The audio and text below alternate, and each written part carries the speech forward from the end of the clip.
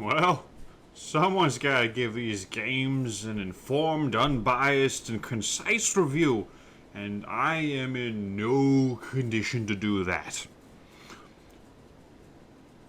Armello! It's a game about regal politics, murderous adventure, a horrible plague, a corrupt monarch, all under the guise of fluffy, adorable animals and animation. The game is truly beautiful, vibrant, colorful, elegant, stylized, buzzwords, something else. Armello plays just like a board game, which is both awesome and terrible.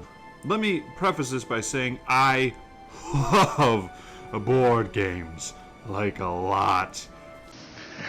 I love board games, yes I do.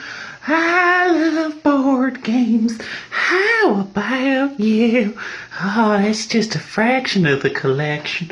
So many more to show you. Oh.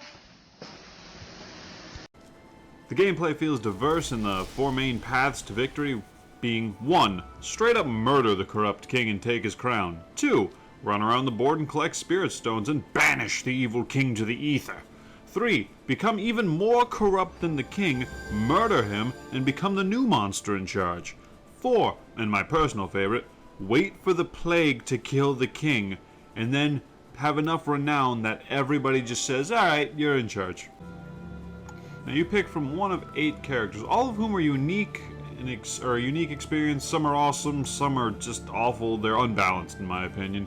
You can also pick some trinkets to change your stats, but they hardly, they're a little boost. It doesn't matter in the long run in my opinion. Except for this one. This one makes you lose a lot faster. The game consists of drawing cards, rolling dice against perils and opponents, and casting spells to help you and hinder them. All good fun, but here comes the downside, and it's a big one. It plays just like a board game. To get what I mean and how that's a bad thing, let me explain how a board game typically works. You convince 3 or 4 other people to play with the contents of a box adhering to the rules and guidelines therein. Then, one guy starts the game and plays a card or moves a piece or what have you.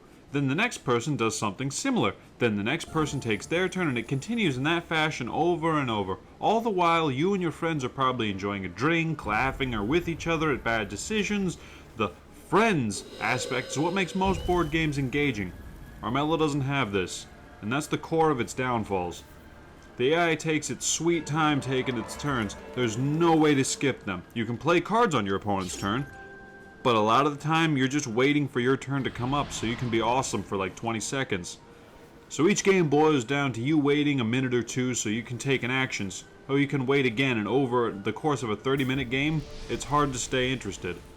I tried the online multiplayer to try and mitigate this issue, but the games are longer and a lot of people will rage quit before the hour-long match is over, and there's no AI takeover, so when they rage quit, it's over. The game will never finish. I waited till this game came out of early access. I had high hopes for it. I had fun with the first couple rounds, and I found it all whimsical and unique, but in the end, the gameplay is just heavy with waiting, so I can't really recommend this one. I'm sorry. I'm really sorry, but Armello, 7 out of 10? That seems fair, right? Alright. Bye.